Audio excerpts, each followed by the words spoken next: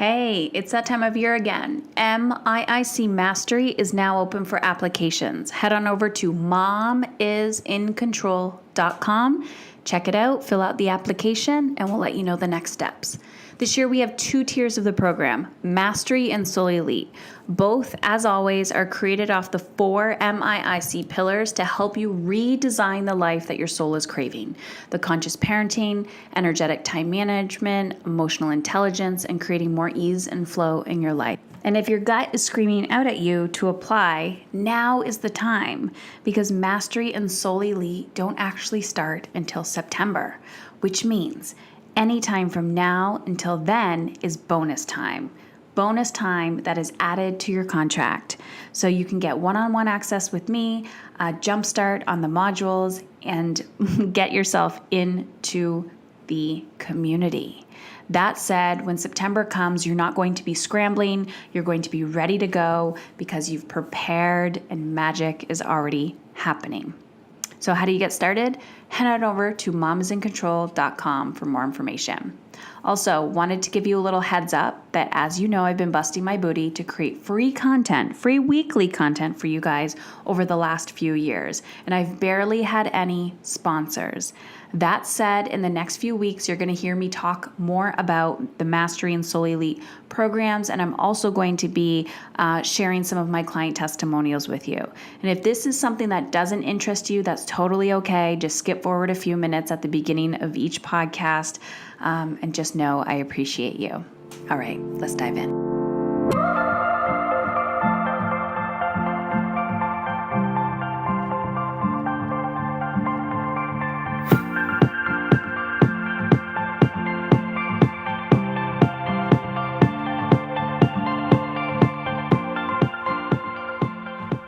Table.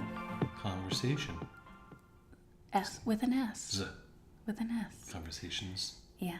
All right, guys. So we're back. I posted online that Bryan and I were going to have a conversation, and you had some really, really good questions, and Bryan has no idea what the questions are. Yeah, I'm completely blindsided. This is great. This is coffee talk. Can you believe it's almost 8 a.m. and all 3 of our children are still sleeping? It's kind of quiet. It's like weird. Creepy quiet. Yeah. So, you might hear our dog scratching at the door in the background. And the kids might wake up in the middle of it. That's how it goes, right? It does. And you might hear a coffee cup or two because this is literally coffee time. Yeah, coffee time. Okay, honey. So, you've been on the podcast. So, for those who are not familiar, your name is Bryan Chauvin. And you jumped into the entrepreneurial, more hands-on dad world in November, right? Yes, 100%. Okay, cool. And since then, you started your own podcast. Yep. Called Dad is in Control. So they can check that out on iTunes, right? 100%. Are you sure it's not 90%? No, I'm sure it's there. 100%. Okay. Okay. It's early. You gotta give me a little bit of time for my mind to warm up. The coffee hasn't, worked yet. Yeah. Okay. So, Dad is in Control, and you've actually started coaching some men on this topic, too. Yeah. What do you find? We'll go into the questions, but what are you finding? Because you have your Facebook group, you do your podcast. A lot of people are emailing you, just sending private messages, because I understand men aren't as open. But what are you kind of finding behind the scenes that men, fathers, are really struggling with, the ones that you attract? A lot of it is creating separation between work life and home life. A lot of the guys that I've been talking to bring their work home, and it affects their family life a lot. And what are the symptoms? What are they saying?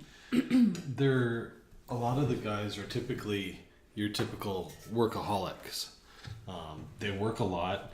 They're usually, I don't want to say an executive, but they're someone that's important to the company, and they are constantly thinking about work. They're constantly putting stuff off to be at work. They're constantly, talking about work. And excuse me, work seems to have devoured their whole identity. Okay. So this is common, right? Would you say this is I don't know. Okay, so growing up, what you just described was pretty much the identity or like of every man that I knew. Most men that like my dad, my grandfather, it was like he works and she, well, in my generation, mostly works, but stays home too. But it doesn't matter if I work or not, I'm still the sole responsibility of the children. That's what I'm just saying. Gotcha. But I guess my point is why do we need to change this conversation? Why is it okay for men to still be, the stereotype of, hey, I bring home the bread and butter, when the woman is like, well, guess what? I make the bread and butter, or I bring it home too. So where's this co-partnership coming in? I think there's a big difference in the times from what I'm going to say is the last generation, my father's generation, where women didn't really have an equal shake at the tree. They didn't really have the opportunity, a fair opportunity to work. But your mother worked. Right, but I'm talking about like when they were children. Okay. Right, that learned trait. Now, going into my generation, both of my parents worked and did very well for themselves. Now, in our generation, women are executives, women are extreme CEOs of Fortune 500 companies, women are at the top of the world. We almost had a woman president in the United States. So women are 100% equal with men.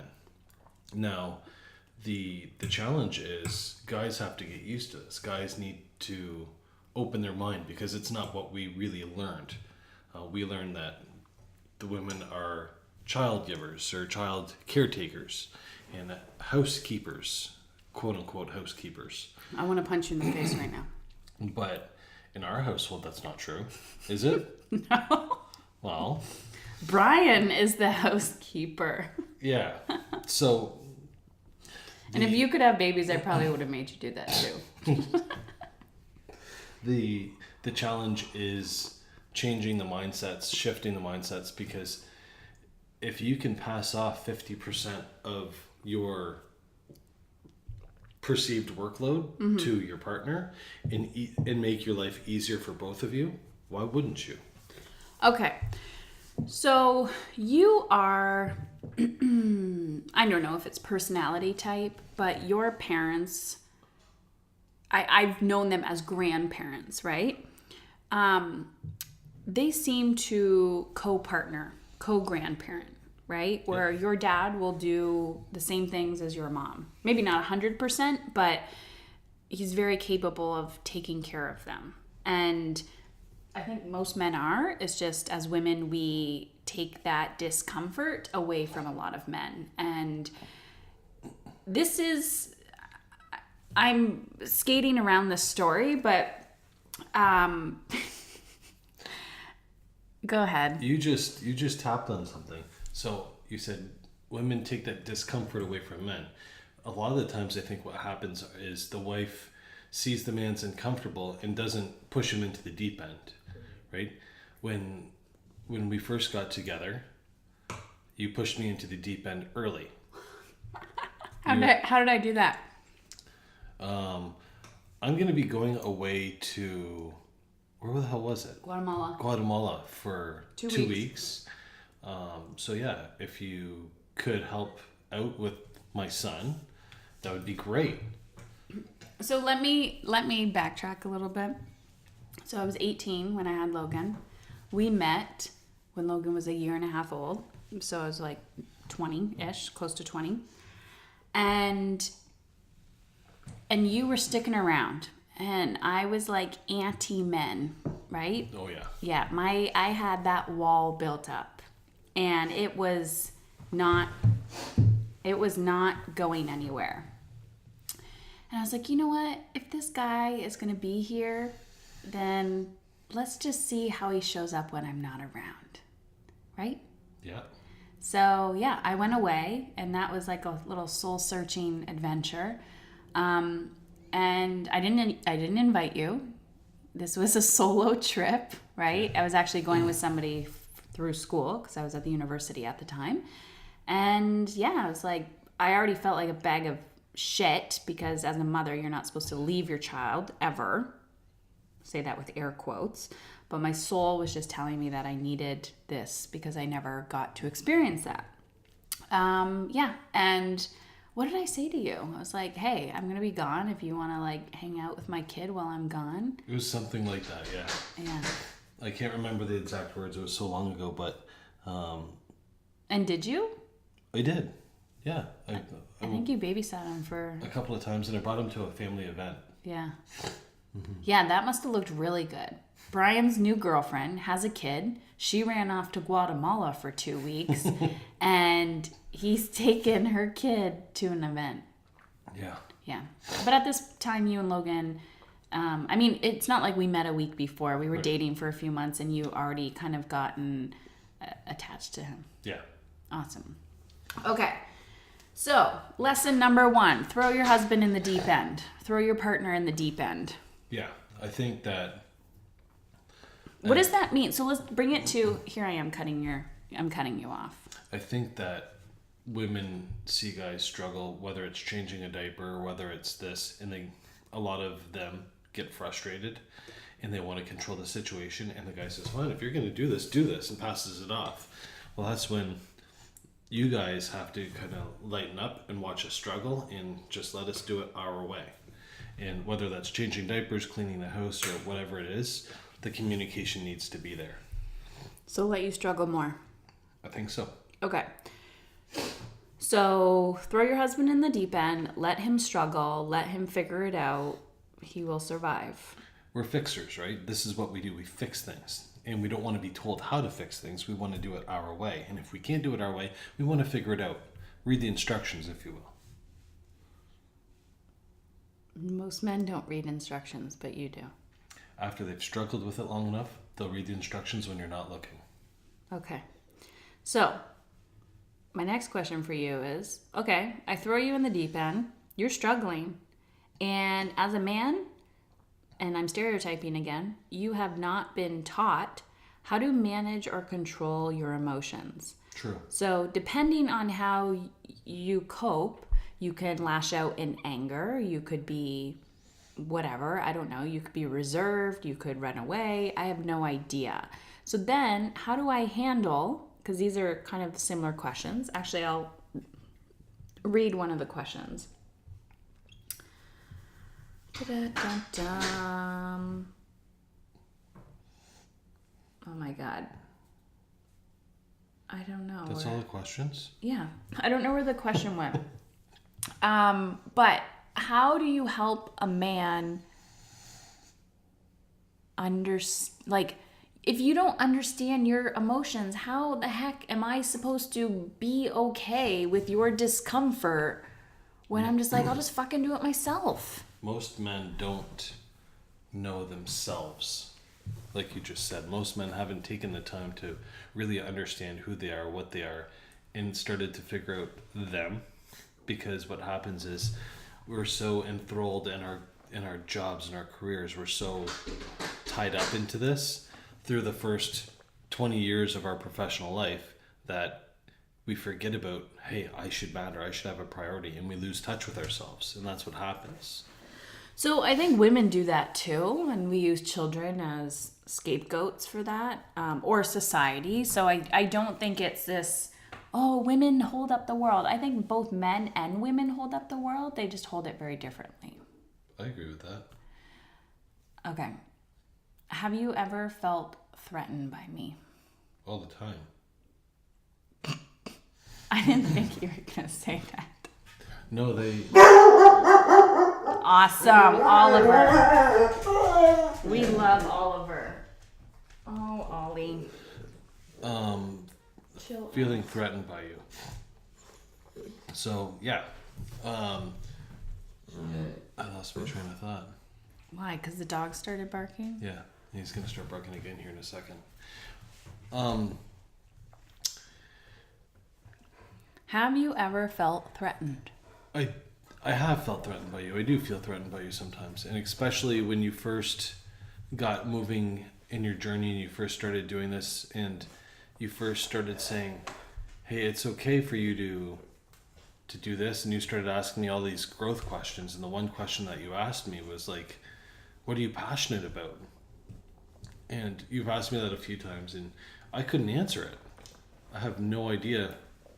At the time I was so out of date with myself. I felt so threatened because you were so far ahead. You could answer all these questions and I had no idea how to answer these questions. So how do you know when you're threatened? You don't. In the moment, you're not conscious enough to go, wow, I'm triggered and threatened by her. Right. 100%. So then how do you react towards me, in your mind? Because you're a pretty, I don't want to say introverted, but you hold everything inside of you. You could be going through a midlife crisis or having a mental breakdown, and I probably wouldn't know. For me, it's just a matter of working through the situation with myself in my own ways that I have implemented in my life. Yeah. And it may not be right away, but usually what happens is I replay what happened in my head, and I go back on it, and then I'll say, okay, well, this happened, and I'll reflect on, and I'll try to find the lesson in it. So you, over the years, especially in this last year, jumping in, I find when you're self-employed, you have to be committed to personal development. I agree with that because in the last couple of weeks, the developments that have came up within my life, in your business, in my business, I wouldn't have been able to handle without having these personal things, these procedures, if you will, in place to take care of myself. You call them procedures, I call them tools. Whatever, tomato. Yeah. Yeah. So I find personal development, if you want to make more money, you want to generate more time in your life, you want more energy, you want deeper connection with your family, you want a deeper connection in your marriage, it takes personal development. But personal development is also very vulnerable, especially, do you find it's more vulnerable for men than women? Well, I can't say it's more vulnerable for women than men, but I think most men, for example, me, I never learned this side of the equation. I never learned all of this. It was just following this path. Right. But now I'm on the other side of the path and there's no map drawn for me. So I'm kind of figuring this out, utilizing other professionals and people that have been there and been through that, and taking their best practices and implementing them in my life and fine-tuning them to fit and work for me. But you have to... It's important to know how to take care of yourself. It's important how to know how to mentally take care of yourself or emotionally take care of yourself.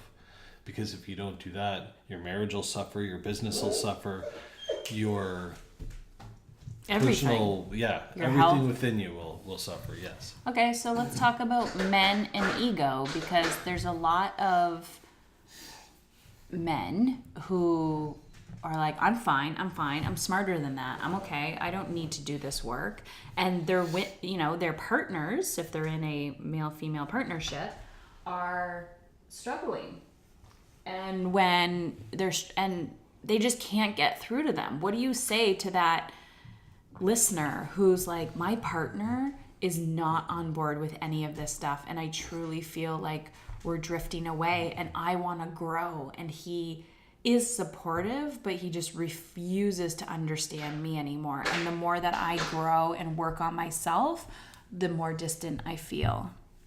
Well, I'm going to skate around that question a little bit at first. So I learned about ego and being humble a long time ago when I started Brazilian Jiu-Jitsu. When I went into the gym, I was a heavier guy, and I got paired up with this skinny little lanky guy, and he totally whipped the crap out of me. And it made me realize that I am not all that. I am not, it really made me learn how to check my ego really quickly. And after that perspective shift, I think that really helped me cope with the ego issue a lot. But going back to what you're saying is, I want my life to be as easy as possible. I want my wife to be happy. I want, I don't want to have to work 90 hours a week to pay the bills. And if my wife could pick up X amount of the lion's share of this or whatever, like, I want a partnership. I don't want a one-sided relationship where she has to do all of this and resent me, and I have to do all of this and resent her. Right. But what if they're not open? What if they're just like unwilling to do the work? I don't know if it's unwilling. It's just the way that the message is being delivered. More of a, after you've seen me try to start, the conversation was a little bit different, but it was almost forceful at first. It wasn't an ultimatum, but it seemed like an ultimatum. I think it was, to be honest with you. I'm not willing to let my ego or my perception of myself get in the way of my marriage and my happiness, right? I'm happily married. I love my wife. I love my family. I love my kids. But I understand that I don't know everything. And my ego can't prevent me from pursuing new things. Okay, I have an honest question for you. If you did refuse to grow, do you think our marriage would last? No. I agree. Why do you say that? And you and I have had this conversation many times about tolerance. You are a very strong-willed person, and if I wasn't willing to at least attempt and at least try to become more aware and more in tune with myself, and reprioritize myself in my life, then no. And is that a bad thing, do you think? Or is it just like we're two different people and I want something else? You definitely want other things in me. Yeah. And do you think I forced you to do it? Like, I'm like, if you don't become this person, like, did you change out of fear or because it's a personal desire? I think you forced me to start, but you didn't tell me where to go, and I found the path myself. And I walked down the path through my own ways. You were just kind of watching from the sidelines, and we were communicating, not greatly, but we were communicating about it. But it was more along the lines of, you need to make a change. And I'm not going to tell you what that change is, but something needs to happen. And I might throw you some resources, pick one. Yeah. And it's very hard to catch it from your wife. It's very hard to hear it from your other half. Right. But we got to remember, when we all got married, when you married your partner, you did it because they were your best friend, right? You didn't do it out of spite. You want to be cliche. Yeah, but it's true. Best friend. You don't want to, you trust this person, and you trust that this person has your best interests at heart, is what I'm saying. You like the individual. Whatever. Anyway. They have a big penis. Lost my train of thought. I like to say inappropriate things that just boo. Yeah. There. Now Brian's off his game. Yeah, I'm off. Off his game. Change the question. Next question. Why are husbands supportive when it's convenient, but not when you really need it? How did he feel when you didn't ask? Ooh, that's another question. I'm not asking this one. I'm not going to say that one yet. Let's answer this one first. Why are husbands supportive when it's convenient, but not when you really need it? And I'm sure this isn't all husbands. I have no idea how to answer that. Okay, so you're pretty supportive of me. Yeah. Okay. Has there been anything that I have done where you're like, Heather, I don't agree with what you're about to do? Yes. Can you name one of those things without divulging? I don't want to say the company name, but there was a significant investment that was made without consulting me. Really? You remember that? Oh, yeah. Yeah. But after the fact, we did talk about it. Yeah. And, you don't make... That was something for our kids, right? Yes. Yeah. You don't make decisions, major decisions, on a whim. You're usually extremely educated about what you're doing. Right. And, yeah, that was the one time I could think about it. But after you made the decision, we realized that it was the best decision, and we moved forward with it. And I made it happen. Yeah. Because it was for our child. And in that moment, I was like, I will cut off a limb if I need to make this happen. And I really didn't care if you were supportive or not. Yeah, as far as on the other side of things. But you know what the thing is? When you make investments, like, I trust you. Well, I think that's what it is. It's just trust. So when you did this, I wasn't around. I didn't know. But after you came home, the investment was made. You told me. And I seen exactly how educated you were, exactly what kind of a plan you had. Right. And it wasn't just like fly-by-night, halfway thought plan. You were very analytical. Analytical about it. So I don't you are very supportive of me, but I don't expect your support. Does that make sense? It does make sense. You have the innate ability to say, I'm going to make this happen. If you don't want to participate in this, I'm still going to make this X investment happen. And that, I'm not even talking about money. I'm talking about anything. Like, if I'm going to go after something in my business, or if I'm going to do something personally, let's just say I'm determined to work out every day and feel really strong in my body and train for a marathon or whatever. Like, you're supportive of these things, but even if you're like, Heather, I think you're crazy and I don't know why you're doing that, I don't really care what you think. Is that bad? I don't know. Like, if you said to me, you told me you wanted to get your firearms license. Like, in Canada, we can't even carry guns, but you just want to do it for shits and giggles. I want to have the license so I could obtain a gun in the event that we need to buy a gun or like whatever. Hunting or something. Yeah. Like, or you just want to go to the shooting range and whatever. Yeah. Like, that is the complete opposite of me. And I have no desire to care about that. Am I supportive? Sure. But you were open-minded enough to go to the shooting range and actually try it. Yeah, that was terrifying. I felt like I had the power of the world in my hands. That was like date night times 10. Oh my God, that was scary. Yeah.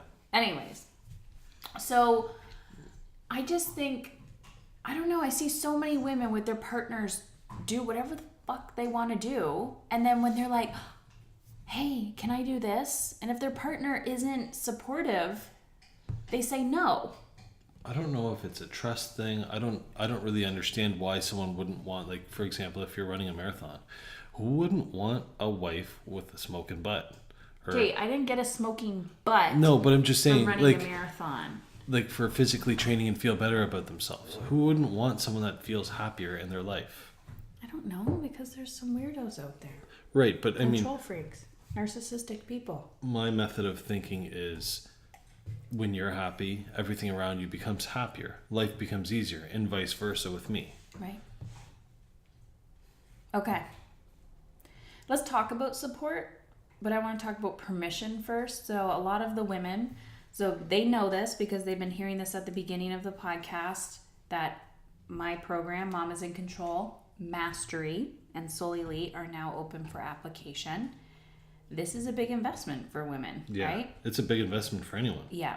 And one of the number one things I get back is, I need my husband's permission. I need my husband's permission to invest in this. So I've done this multiple times where when I first started this process, like, you were supportive, but I think you trusted me. But at the same time, it was, like, we need someone's permission to allow us to do something. When the truth is, it's not about the money, because sometimes, like, yeah, I'll make the money, or, yes, we might accumulate a little bit of debt, but I'm reinvesting in this so that I can grow my business, or blah, blah, blah. And then the partner is terrified because you're triggering their fear response, and they're like, oh, not enough, not enough, not enough. The question is, how did you feel when I didn't really ask? You did. The first coach, I'm not going to say her name, we had the conversation. And I remember you said, I want to invest, and it was I don't remember how many It was thousands. like no, the first one was $1,000. Second one was $10,000. Yeah, it was the second and I was one I'm still talking working about, because you went away for it. Yeah. But you said I want to invest like $10,000 in X coach. Yeah. And my immediate thought was, we can't afford this. That's where my mind went right to the money first. Right. And that was my only real objection. And then you said, well, if I make this happen and I pay for this 100%, do you have any problems with this? And I said, well, no. That was kind of how the discussion went. It was a little bit different than that, but I mean, that's the close notes to it. But my objection was the money, and you assured me I would pay for this 100%, and you did. I didn't have to, but you made it happen. So who am I to say you can't do something that you're taking 100% responsibility for?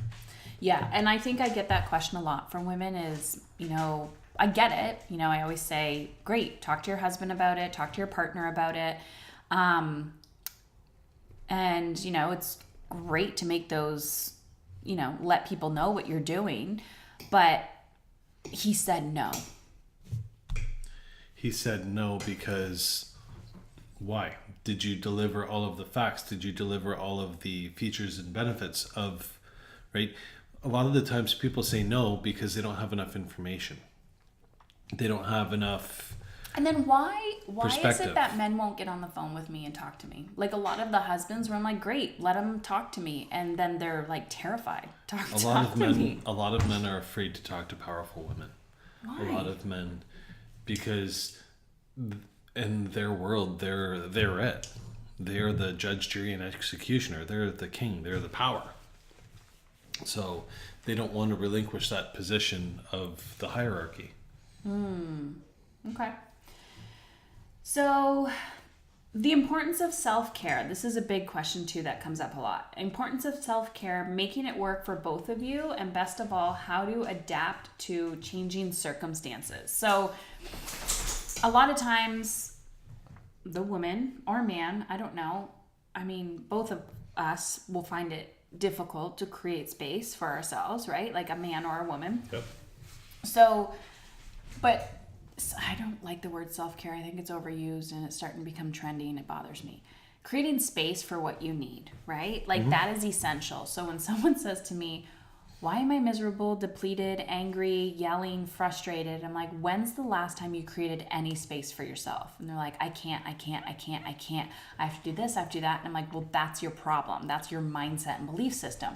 So once you start getting to this place where you can create space for yourself, then you feel guilty because your partner doesn't have the space, or they won't take the space when you're creating it for them. So what's your perspective on that? Well, you just cut me off about 3 times because I had perspectives during that sentence that I've forgotten. But the idea is, first of all, creating space for yourself and being able to delegate tasks to your partner, but also having the ability to communicate the need for space. Communicate, say, honey, I want to go to the gym X number of days a week because I need it, because when I do, I feel really good about myself and I'm super productive. What if your husband is not supportive of that? Then he's an idiot. If your husband doesn't allow quote unquote, or grant you an hour of space once a day to go to the gym or go to yoga or go for a run or do something for yourself, then you need a new husband. What about vacation? What if I want to go away for a weekend and you have to babysit your own children? I enjoy being alone. I'm okay being by myself. I can be completely isolated with the kids and be fine. I'm one of those person. I don't need. Okay, but what if you like?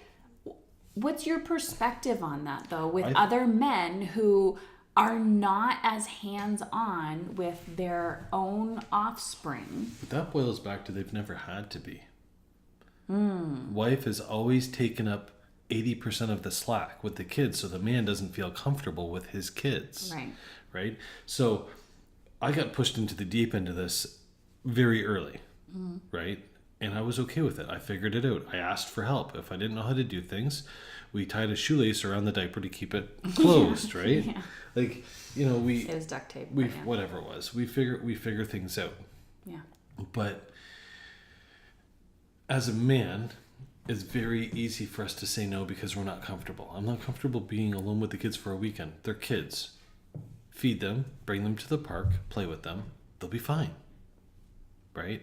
I think it's super important for you to create space to go away for yourself, whether it's a trip to a coach in North Carolina or a trip to Mexico to lounge on a beach or whatever. What about just going to a hotel room for the night just because you're like, I need a good night's sleep? That, you know what?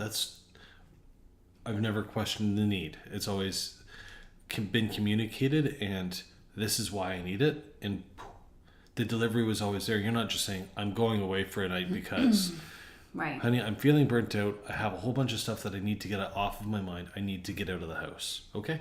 And it's reciprocal, that if you need that too, you can do the same. Yeah, 100%. And then I'll say no. And then you don't get it. Yeah. So I'm hearing a lot about trust. I'm hearing a lot about communication. And I'm hearing a lot about you just need to do it. You need to allow your partner to be uncomfortable so that they can learn a skill that you've been overcompensating with them for. I don't know how many of you women will have your husbands listening to this with you. But one thing I can say is most of the time when you're getting these solid no's and you're getting these extreme answers to the complete other side of the spectrum that you expect, that you want, is because the guy doesn't know him. The guy is lost. The guy feels shaky confidence. He's out of his element.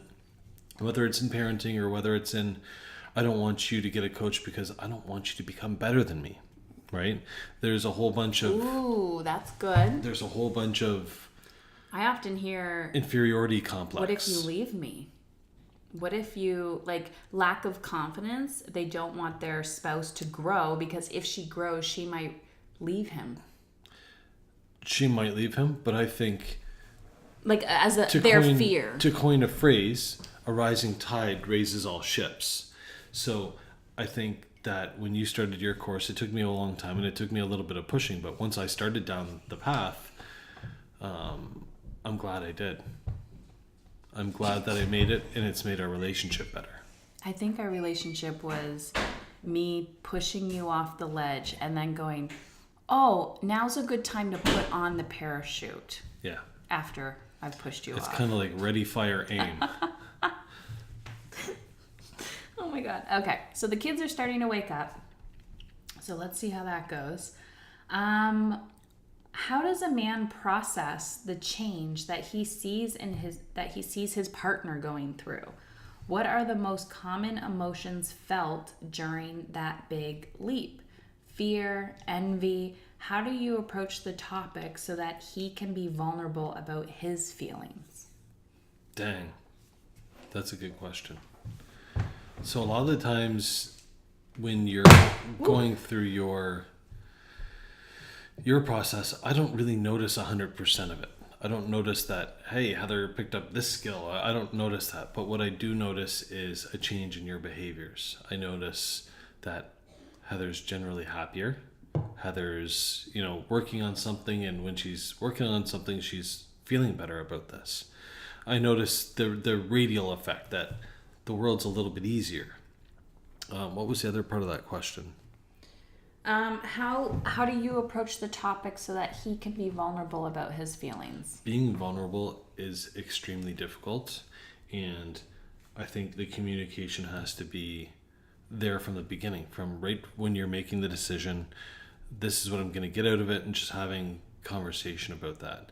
But the man may not know how he feels. You may ask him that question, and I put in one of my posts recently in my group that when you asked me that question, it took me days to answer.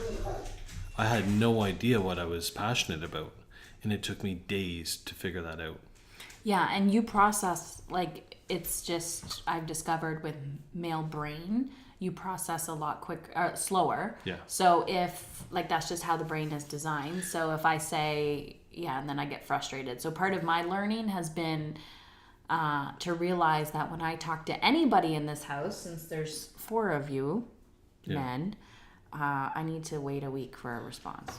I think that a lot of it is, I don't want to say blindsided, but if I'm surprised by a conversation, then I don't have time to wrap my head around my true response. So if you came to me and said, honey, I want to have a powerful conversation about this, when are you able to... I would never yeah, say but when are you... powerful, but yeah. When are you able to have this conversation? Yeah. And then it's on my terms.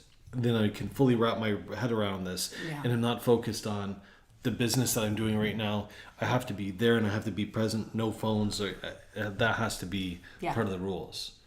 Yeah, to be like, hey, can we chat about this tonight? Yeah. Yeah. Yeah. Okay, last question. What does support look like? Saying I support you versus taking the steps to actually do it. What women need versus what men need to feel safe and supported towards their dreams. Meaning, someone's like, I support you, but what does it actually look like for someone to support you? Can I watch TV in your room? Yes, go ahead. Support looks like trust and faith. So when you come to me with an idea about a coaching or something that you want to do, your running thing when you went away for running, it looks like... For the Ragnar race? Yeah. Okay. I trust you and I believe in you. And it's just, it's good communication. It's just, support doesn't need to be, I don't need to be holding a sign there saying, I'm supporting you. Support is just, do this. And I'll be here in the background doing what I need to do to make this happen. And vice versa. Yeah. When I'm like, what do you need? Yeah. Right? Okay, so you have I'm using man and woman, but okay, there's actually another really good question. I want to keep up with these questions. As women, we're often the leaders in our family, but men are often seen as the leaders in the world. Gross overgeneralization, I know. What's it like to watch your wife find leadership in the family and emotional freedom and lead the family in that direction when your role has been cast as the leader in the outside world? It's magic. It's absolute magic. How does it feel for men? The shift is difficult. The shift is a lot of more so ego. But again, in our household, you've taken on a lot of the extreme responsibility, and you've made my life at this exact moment much easier so that I can develop and grow and I can be who I need to be and I can be in that growth phase that you were in. And you did that for me. When we met, the roles changed. Yeah, yes. when we met, I was a puddle. Like, I was a disaster. Yeah. Like, I don't even know why you stuck around. Because I'm awesome. And then, so I would say, like, you held that space for me. I mean, we're not even talking about when I was sick. Yeah. And, yeah, so it's just like, it's my turn now.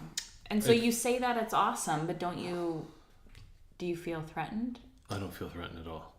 I honestly, when we walk out in Windsor and people know me as, you're Heather Chauvin's husband. Wife.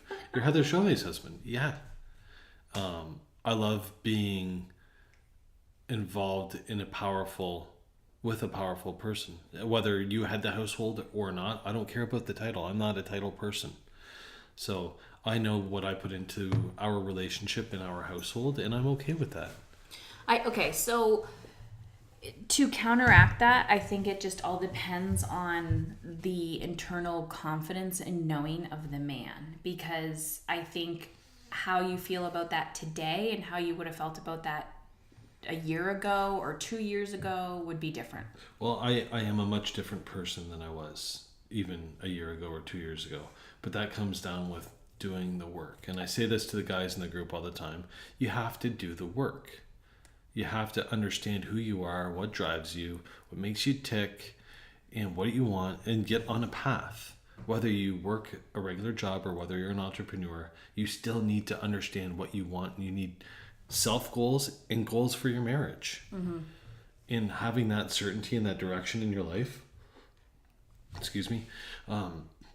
really makes a difference in your life. It makes you happier. Okay, so talk about the work. So in Mastery and the coaching that I do with women, it's work. I'm all action oriented to a fault, right? Where I'm like, if you're not implementing, I always talk about inspiration versus transformation, which is you read a book and you're inspired, but to actually change your DNA, to change your neural pathways in the brain, to change your habits, you have to do the work. So what does it look like in your life today to do the work?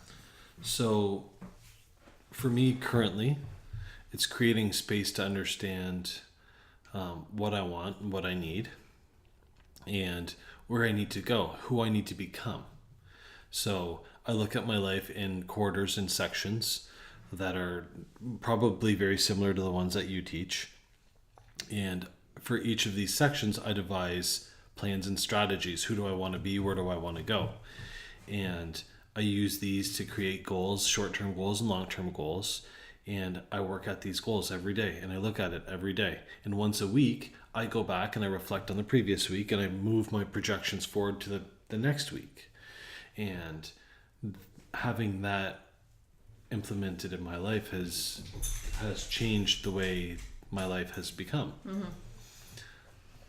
Does that answer your question? Yes, it does. Okay. To be honest, I feel like the core essence of women and why we burn ourselves out so much is because we're holding on to other people's shit and we're unwilling to let go of things that no longer serve us. And sometimes that's relationships, or sometimes it's the way that a relationship is structured, right? Yeah. And I like going, of course, this damn dog, he's fine. Okay. So I remember when, we had systems and structures in our relationship because it's conscious or unconscious, and things needed to change because they were no longer working like that. They were no longer working that way. And I had to be okay to let go of the relationship if it didn't work. It's like you have to stop, slow down, and that's a very vulnerable thing to do, to pick up the pieces and to reevaluate. But it's also, we're also not saying like, we're definitely not perfect, and we weren't perfect back in, in this time when she's talking about, but it's not just, okay, this isn't working, fuck it, I'm done. It's, this isn't working, this is why it's not working. We need to come together and work this out 100%. Most of the problems in marriages and most of the problems that I see and I talk to men about are either problems within men not knowing themselves, men not being secure, and these securities, they show up as, no, you can't do this. You can't do this because whatever. So they're projecting. 100%. So men are afraid to grant, I don't want to say grant, but men are afraid to give their wives a little bit of leeway to get better because they may be afraid to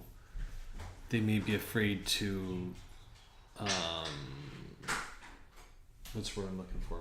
Permission? Yeah, they may be afraid that if they give this little bit of permission, then their wife's going to change 100% and boom. But a lot of this can be alleviated by men creating not confidence, but certainty in their life. Yeah. I think it goes back to knowing yourself and stop using people as scapegoats. Yeah. Like, oh, my husband said no. Oh, my kids. Oh, this. It's just, you will either find an excuse or you will find a reason Like, you will make it happen or you will sabotage it. And fear is not an excuse. No, fear is false evidence appearing real. And chances are, if you're afraid of something, that's the way you need to go. Yeah. Even with your husbands. Your husband's may be afraid to have this conversation because he's too busy playing on his Xbox or he's too busy working on the car, whatever it is that they're doing. Schedule a time to have the conversation when it's conversation time. Whether it has to be around dinner, after dinner, before bed, whatever. But we have to be, first of all, don't blindside a guy to have a conversation. You have to give them time to process, because that process. And then the other big powerful thing is judgment. Listen to their perspectives. Because if the conversation isn't, if you don't get your full perspective out and I don't get my full perspective out, then we can't come to an understanding, because I don't fully understand what you want and you don't fully understand what I think. Yeah, and sometimes you have to have multiple conversations to get to the conclusion of, okay, what are we going to do? Yeah. But you have to be willing to go back to the conversation. Don't just have a 5-minute chat. No. And then pretend everything is going to be fine. People just avoid the discomfort. You have to be willing to run towards it. Yeah, you have to be able to, if it's something that you truly want, if you want to become better, if you want to know who you are, if you want to level up in your business, whatever it is, you have to know that this matters enough to have the conversation, and your partner will see that, hey, this really matters because she's mentioned this 4 times. Right. We've had this discussion. Right. Awesome. All right, so we're going to wrap this up. It's been about 45 minutes. And one, thank you for coffee talk. Coffee talk, literally coffee talk. I don't think that people really understand that we're really drinking coffee right now and eating breakfast. I drank most of your coffee. You did. Sorry, I'll make you another one. It's okay. Where can people find you, Bryan? What are you up to in the Dad is in Control world? So right now I am available on Facebook. You can please go to the Dad is in Control page and like it for me. I do announce some stuff on there and I do some things. I am on social media. Right now I am calling all husbands. I want to have conversations. I'm doing some market research. I have some questions that I want to ask to gain perspectives from other men. And I want to, this is totally free. I just want to talk, get on the phone, talk, so that I can get some market research from men. Yeah, because you're in the process of creating a program. Yeah. And it's always great to talk to your target audience to get to know, what they're struggling with and stuff and how you can best serve them. So if there's a husband listening and he's like, yeah, I would like to have a free conversation with Bryan just to be of service and to get some feedback, what's the best way? Do they email you? You can email me.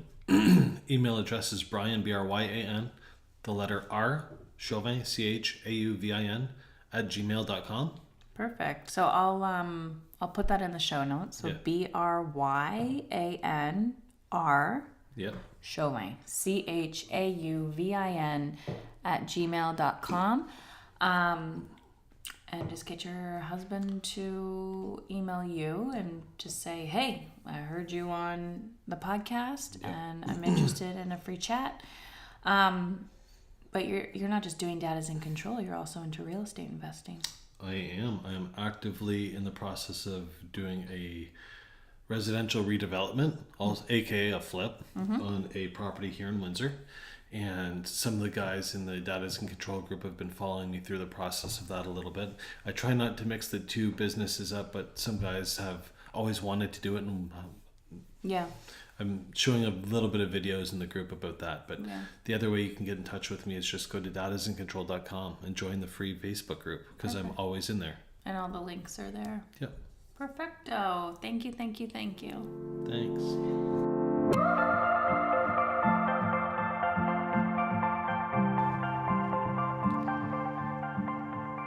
Engaging with Heather and her program has been a major step for me. Before starting the program, I was quite lost. Things were quite dark. I lost my way in parenting and even following my dreams. I was really angry. I felt like my kids didn't listen to me. I felt like everything was just way too much work to even just do. Through, everything from making the grocery list to doing my job to anything at the house, engaging with my husband and my kids. Everything was just lots and lots of work, and I just lost my way. And I knew there was more to life, and I knew that I needed to engage with someone. And I chose to engage with Heather, and through a few conversations and starting the program, things started to come to light. It was hard at first. It's work. It really is work. But like Heather talks about in her podcast and through the program, you have to do the work to see results. And I really dedicated my time doing the work daily. And after a few months in the program, I can say that I'm seeing the light. I'm seeing the balance, the creativity coming out of me, the ability to make everything easy. Yes, there's still difficult moments, but like I can work through them. I can make the right decision to make that next step. I can, make the day great by spending a little bit more time on myself or focusing on my children in a different way. The tools in her program really work, and I've really benefited from all of it and can't wait to see what's to come the next few months in the program.